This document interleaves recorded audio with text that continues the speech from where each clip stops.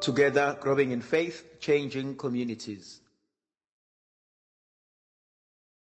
Igama likayise benendodana nomoya ocwebileyo. Today, I would like us to reflect on the book Genesis chapter 18 from verses 1 to verse 15. Genesis chapter 18 from verses 1 to verse 8 to verse 15. And the Lord appeared to him, this is Abraham, at the oaks or by the oaks of Mamre, and he sat at the door of his tent in the heat of the day. He lifted up his eyes and he looked, and behold, 3 men standing in front of him. When he saw them, he ran from his tent door to meet them and bowed himself to the earth. And he said, O Lord, if I have found favor in your sight, do not pass by your servant. Now, I just want to look at these 3 verses. The first one, Abraham was standing by the tent door, or by the door tent. And the Lord appeared to him by the oaks of Mamre. And as he sat at the door at his tent in the heat of the day, 3 men were standing in front of him, and he saw them, and he ran out and he invited them to come and stay with him. There are 3 things here that are quite interesting for me to look into. The first one, wavakashelwa uNkulunkulu. That's an important word. The Lord visited him. And ithandwa zami kunalento engifisa ukuyisho. Uyazivakashela uNkulunkulu. Usuku nosuku uNkulunkulu uyazivakashela. And I'm reminded of Genesis chapter 3 verse 8. Lithi izwi likaNkulunkulu, he took a walk into the garden as he normally did. Wayevamsile ukuzobheka uAdam noEva. As you go to the book of Job, when the sons of men in Job chapter 1 verse 6, when the sons of men come and present themselves before God, and Satan is amongst them, and God asked them, Nivelaphi, but is vele emhlabeni, athi uNkulunkulu, has your eyes seen Job, my servant? Futhi you know dadewethu ithandwa zezulu, ngifuna ukuthi kunina uNkulunkulu uyamvakashela umuntu wakhe. uNkulunkulu uyazivakashela empilweni zethu. uNkulunkulu banathi empilweni zethu, azivezele umusa, azivezele uthando, azivezele isineke sabo. But only those who are open to that grace, only those who are attentive to that grace can see the hand of God. Yabona ezi sikhula empilweni kunezinto esithi masibuka, and we can only look up and smile and said, this could only be God. Lento yenziwe umusa kaNkulunkulu. uNkulunkulu akamshiyi umuntu wakhe.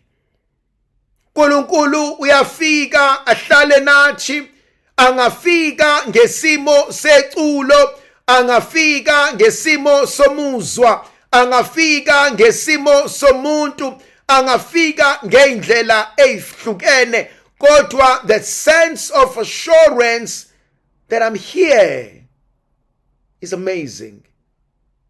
Akamshiyi umuntu wakhe.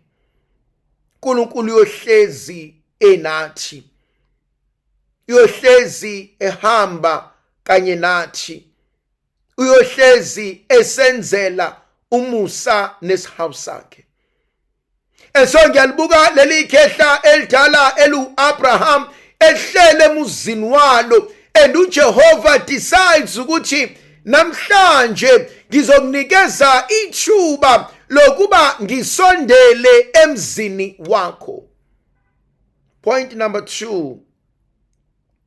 uAbraham uhleli emnyango womuzi wakhe. Write this down for me. Funda ukuhlala kwakho. Ofunda ukuhlala kini. Or maybe let me put it and say funda ukuhlala ekhaya. Funda ukuhlala ekhaya. Funda ukuhlala phansi.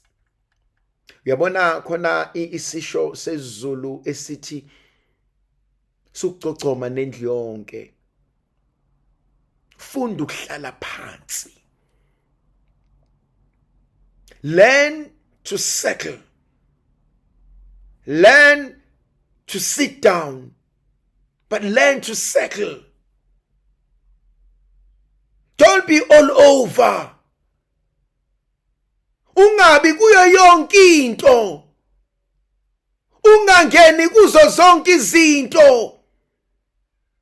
Ungabalwa kuzo zonke inkulumo. Ungaphungwa kuzo zonke indawo. Ungakhuzwa yonke indawo. Just learn to settle. Funda ukuhlala phansi. Because ithandwa zami, the longer we delay ukuhlala phansi, the longer we delay to settle, we may miss opportunity of growth. We may miss ukuvakasha kaNkulunkulu. We may miss igracia lakhe elizosiphilisa. You've got to learn to settle. You've got to learn to sit. You've got to learn to be at peace. You've got to learn to be still. It's crucial. Funda ukuhlala phansi. Wayelusa kangaka hlala phansi. Wabhizi kangaka hlala phansi. Watatasela kangaka hlala phansi. Balekile leyo nkonzo. Hlala phansi. Khona uNkulunkulu makufika, akufiki uhlele endaweni yakho. Khona uNkulunkulu makufika, akufiki ukuhleli la ekushiye khona. Khona uNkulunkulu makufika, azi la izokuthola khona. Hlala phansi. Yabona lento uboyibuza ezalukwazini. Uzizwe uzalukwazi ethi hayi ngeke sibani ngeke ngihlala phansi manje hlala phansi. Kade uyaluza hlala phansi. Thola ukuthi ushonelwe ukuthi uyazaza. Zithi izalukwazi nohlala phansi. Zithi hlala phansi. Hlala phansi. Hlala phansi. Just settle, be at peace, be still. Now ngiyayithanda lenkonzo eyenziwa uAbraham uhleli kwakhe. Yazi umuntu ohleli kwakhe kubukhulu kumsukela ukuthi usibani ube lapha, usibani usefike wathi, usibani usefike ube uhleli kwakhe. Wena umsukelile waya kwakhe. Wena umsukelile wayomkhulumisa ekwakhe. Yikakho noma ekushaya makade ekwakhe ayothi amaphoyisa ubumhlasele kwakhe. Hlala phansi. There's something powerful in that. Even in our spiritual lives. In our spiritual lives. Hlala phansi. Sukokoma. Hlala phansi. Wait in the presence of the Lord. Be still in the presence of the Lord. Be at peace in the presence of the Lord. Find meaning in the presence of the Lord. Relax in the presence of the Lord. Stay in the presence of the Lord. That's all we need to do. Just be in His presence. And that's all that you ever need. Empilweni yakho. Be in His presence. Hlala phansi. Langithinta lelizwi lithi izwi likaNkulunkulu. uNkulunkulu wayemvakashele and yet he did not know. Kodwa engikubongayo uthe mayifika uNkulunkulu wamfika vele hleli. Uyamazi umuntu okulethela iphasela athi mayifika athi ngqu ahlangane nengidi, athi ngqu athi hayi sengize ngahamba. Yabona, many of us will lose things because uthe mesilethela wasifica singekho endaweni.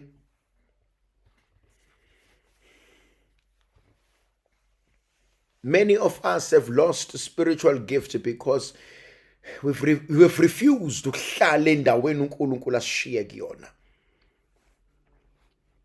There's so much growth. Hlala la obekwe khona. Grow where you are planted. Hlala la oshiwe khona. Nakula ngishiye khona. Nasi isigaba engikubeka kusona, akathi mayifika umnikazi akufika uhleli. Athi ucula kahle athi ngisize inkosi ngingasuka endaweni yami yokulinda. Athi nalapha imimoya ivunguza ngamandla. Athi ngisize, hlala phansi. Then there's a third element. Uhleli iphilo baba. My God, this is powerful. Le ndoda ihleli by the door of his house. Now, for those who may not understand the significance of that, you've got to realize every time Moses went to the tent of the meeting, every man of the household, every head of the household stood in front of his door, in front of the tent of his door. Why? Because as Moses enters the tent of the living God, every man became the priest in his household. So whatever Moses is offering to God, this man stood and he offers his house, his family into the presence of God. Umumose yongena endaweni yokuhlanganyela, indoda nendoda, umnumzane nomnumzane wayema emnyango wethende, athi namnkosi ngethula umuzi wami kuwena ngaleyo ndoda esihleli nawe etendeni lenhlangano. Yo. There's something so powerful. Every man stood at the opening of the tent and he pleaded for his family. As Moses engena etendeni lenhlangano, etendeni lokubonana noThixo, indoda nendoda yayivuka phansi ebesiyoma emnyango wetende ithi ngena mfowethu nami ngizongenisa umndeni wami. Mina ngikhuluma ngoNkulunkulu of the gap. Othi mokhalweni maqedana umemeza ubonje ngeke ngikuphendule yini. Write that down. Ima okhalweni ubone ukuthi ngeke ngisabele yini uma ungimemeza.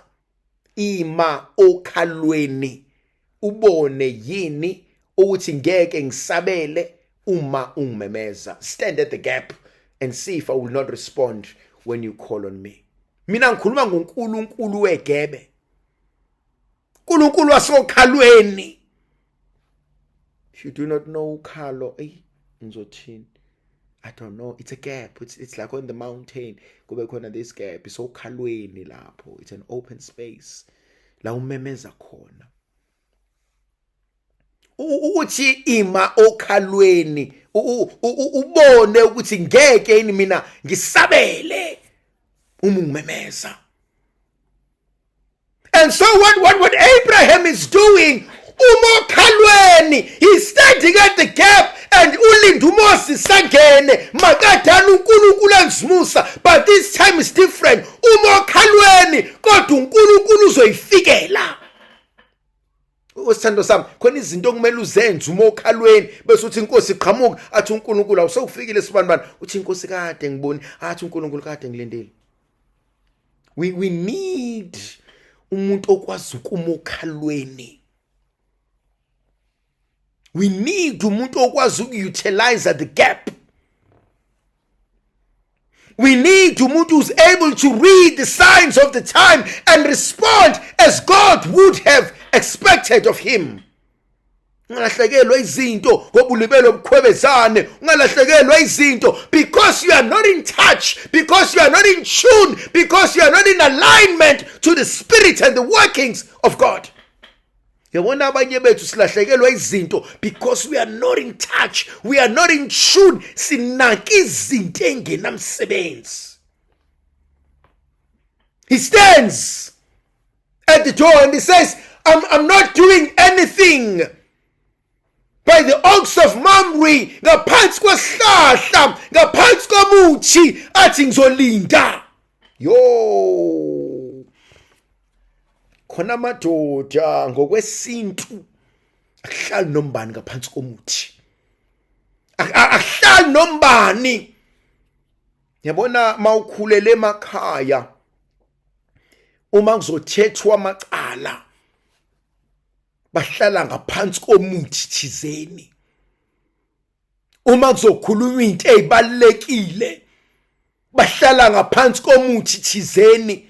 Mabezokwenza certain rituals bahlala ngaphansi komuthi thizeni. And ake ubuke nangu Mose, nangu Abraham, emngahlehleli kodwa by the oaks of Mamre, ngaphansi kwalomuthi khona inkazimulo ezokwenzeka, kuzoba indawo la ihlangana khona noThixo. Bese ngithi mina, uphi lo muthi ohlangana nawo noThixo?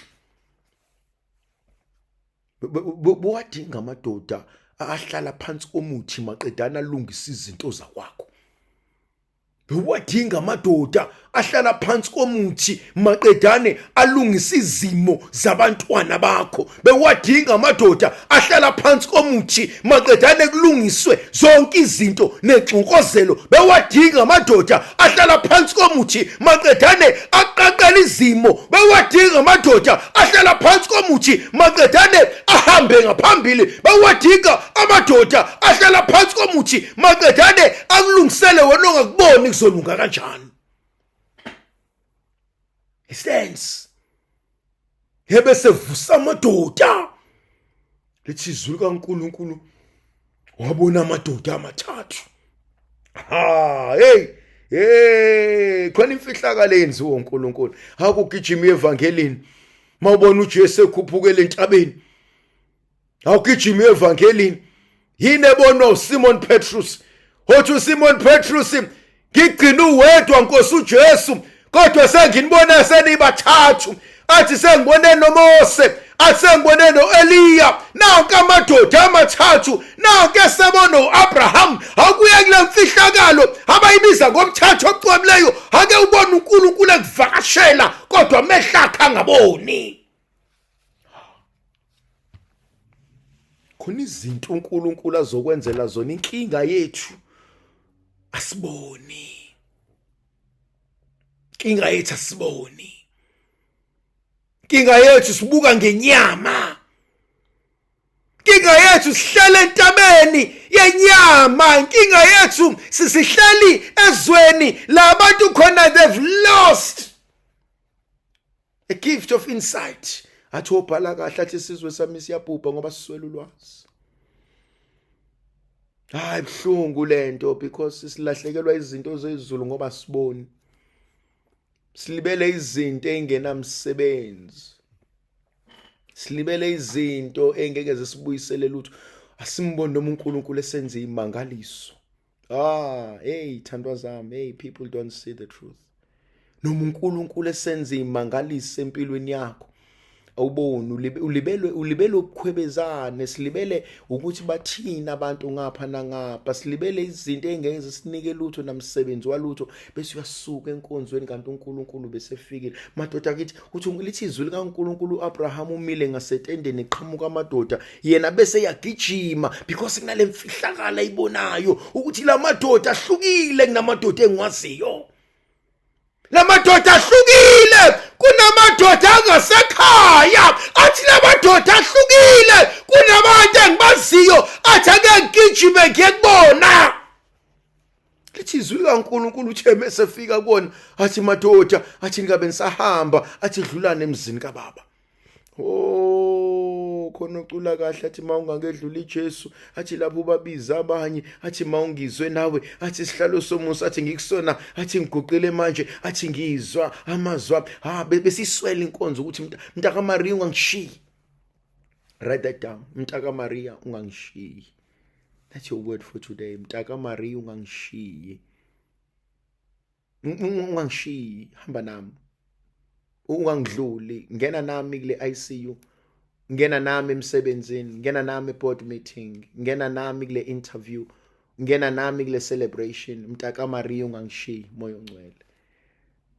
Khona izinto khona izinto uNkulunkulu asenzela zona inkinga zethu asiboni ngoba sifuna ukubuka. We lack this insight. We miss this opportunity of grace. Athi bheka ngidala konke kube kusha. Athi bheka sengizokwenza. Athi bheka my moment of grace. Athi has come. Athi kade ngangikulangazelela ukuba ngisondele kuwena Abraham. Athi sengize ngafika. But the time has come. Athi sengize ngafika. Let's go to verse 4. Athi let a little water be brought and wash your feet and rest yourselves under the tree while I bring the morsel of bread that you may refresh yourself, and after that you may pass on, since you have come to your servant. So they said, do as you have said. And Abraham went quickly to the tent and to Sarah, and she said, quickly, 3 seahs of fine flour, knead it and make cakes. And Abraham ran to the herd and took a calf, and tender and good, and he gave it to the young man, who prepared it quickly. Then he took the carts of milk and honey and the calf, and he prepared. Then he sent it before them, and he stood by them under the tree while they ate. My God. Ngiyamthanda Abraham. Wathi ngenani madoda nihle. Ningadluli. Uhamba utshela unkosikazi. Wathi inkosikazi. Wathi sithandwa sami. Wathi ubalungisela ukudla. Wahamba uthatha izinyane. Wathi mfana wami, hamba ubalungisela ukudla. My God. Uzomphana uNkulunkulu namhlanje kwakho. Ngicela ungibhalele phansi lo mbuzo. Ngizomphani uNkulunkulu namhlanje. Ngizomphani uNkulunkulu namhlanje. What will I give God today? Bahlala phansi. Badla. uAbraham akazi ukuthi upha uNkulunkulu ukudla. Uyitshela uthena upha amadoda nje. Uyitshela ukuthi nje unikeza abantu. Hey my God, sometimes we will do things to great men and great women. We will not even know ukuthi in our midst we have a great man and a great women. Yabona kwesinye isikhathi khona abanye abantu esingabazi ukuthi bawubani emfihlakalweni zethu, will only realize bangobani sebade bahamba. My God, there's something so powerful in here. uAbraham akazi ukuthi upha uNkulunkulu uqobo lwakhe. Yena uyitshela ukuthi unikeza abantu umusa. Yena uyitshela ukuthi upha abantu ukudla. Yena uyitshela ukuthi hayi ngihleli nosibami. Hey khona ezinye imfihlakalo engiyaye ngithi mina izwa likakaboni. Khona imfihlakalo engiyaye ngithi mina abanye abantu uNkulunkulu akakabambuleli imfihlakalo, kodwa ngelinye ilanga uyothi ebambulela imfihlakalo bayo realize ukuthi hayibo kanti kwakunje. Ngiyayithanda lena athi kuyona verse 9. Then they said to him, where is Sarah your wife? And he said to her, she's in the tent. The Lord said, I will surely return to you about this time next year, and Sarah your wife shall have a son. My God, someone says amen.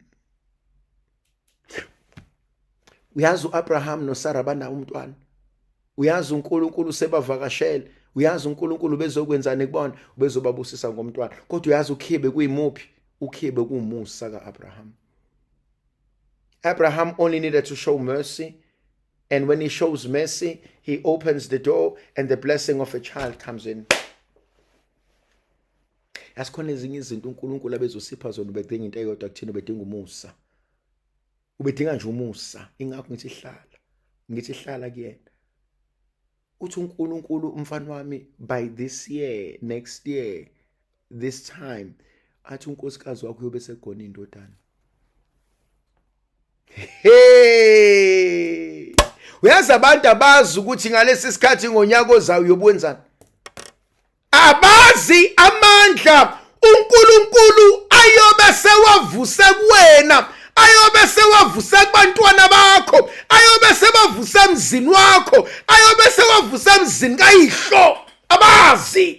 Kodwa ngalonyaka ngesikhathi esizayo athi wabhala kahle uyobe senza umusa kuwena so long as uhlala la ibeke khona. Khona inkazimulo uNkulunkulu ayenzayo. By this time next year, abantu bazomangala ukuthi why usunje, bese uyabatshela ukuthi I received the blessing, I received the promise, I received an insight this time last year, and now what you see is a fulfillment of the promise. Yena nguyise nendodana nomoya ocwebileyo. Amen.